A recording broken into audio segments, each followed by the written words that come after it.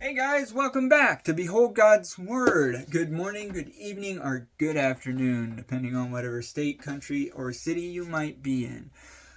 I thank you for being here. And so, today we're going to be starting a mini series. I don't know if it's going to turn into a big series, but I've at least got two ideas for this, two parts written out for this. So we're going to go ahead and tape the first one. Sorry. So this is going to be Christian Husbands in the Modern World, part 1. Okay, so love your wives, and this is important.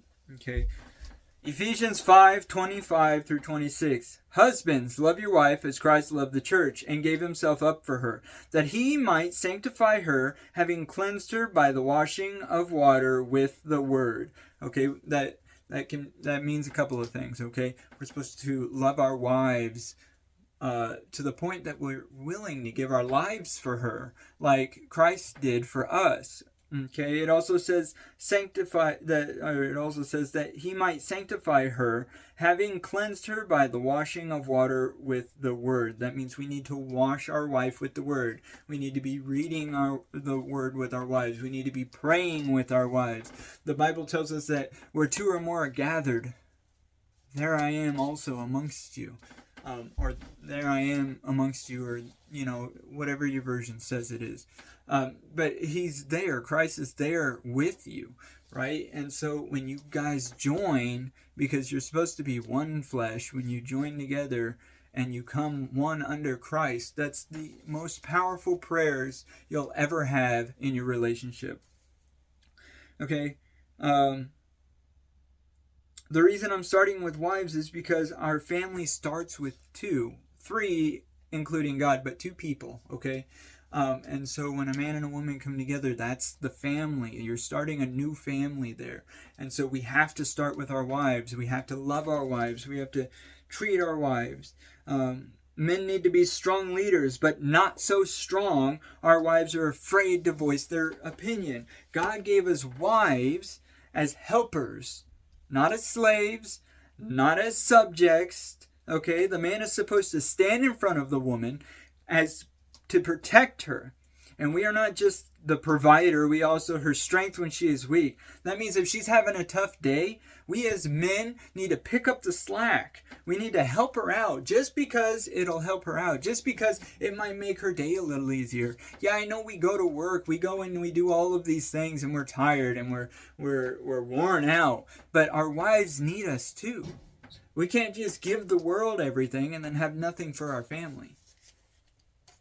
And but don't get it wrong. That's not me saying that husbands should do both roles, that they should do all the cleaning, all the cooking, all the stuff around the house. But it is me saying that we have to do better. Women and children should feel safe around us. They shouldn't feel threatened. They shouldn't feel like they're walking around on eggshells, that if we do, or if they do, or the children do the wrong thing, that you're just going to lose it. It's not okay to do that.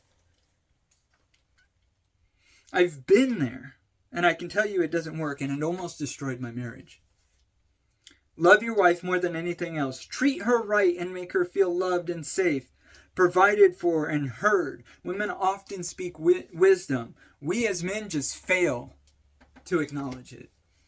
And so, men, we've got to change. We've got to be better. We've got to do better. We've got to be godly men in a world that tells us that we have to be a certain way. God says something different, and we need to follow what God says and not what the world is saying. We need to stand upon the word and not give in to whatever it is that we want to do. It's not up to us. We've been bought with a price. We don't belong to ourselves. We need to stop acting like we do. We need to stop acting like we get to make all of the decisions, because we don't.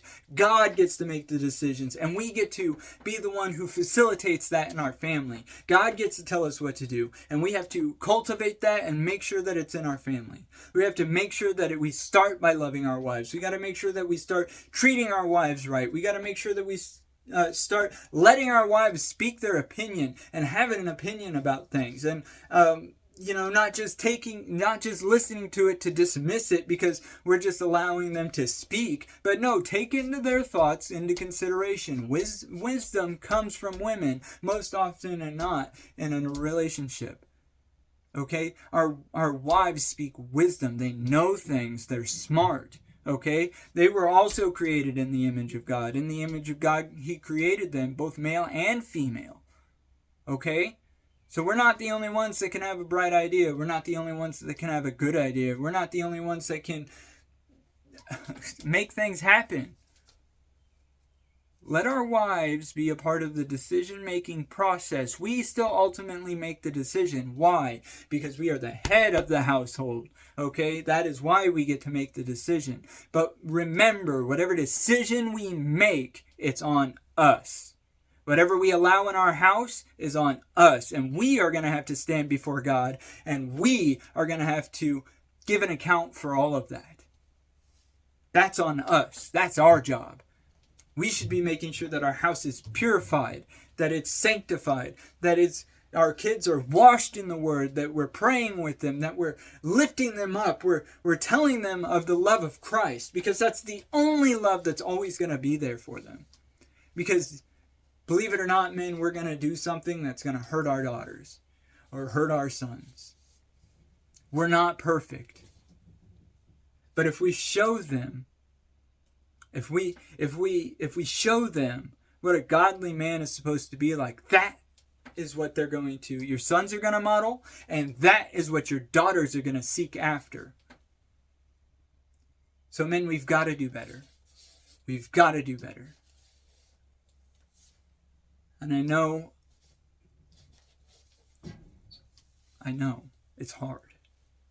I know our kids get on our nerves. I know our wives sometimes get on our nerves. They're not perfect either, right? But if we can take that to Jesus, if we can take the way that we're acting in maybe a negative way, and we can take that to Jesus, and then we just start loving our wives in her love language. If you've never read the 5 love language, I highly encourage you to do that. This is no promotion, but it opens so many doors for me and my wife, learning how to love each other in our love language, that it changes things. Because when I start slipping, when I start not loving her the way that I'm supposed to, I can see that. I see how it reflects on the kids and the household in general, right? So even if your wife doesn't know how to love you in your love language, love her in hers, and it will lead her to yours. That's all I have for you guys. Thank you so much for stopping by. I'm sorry things got a little crazy. I'm not sorry.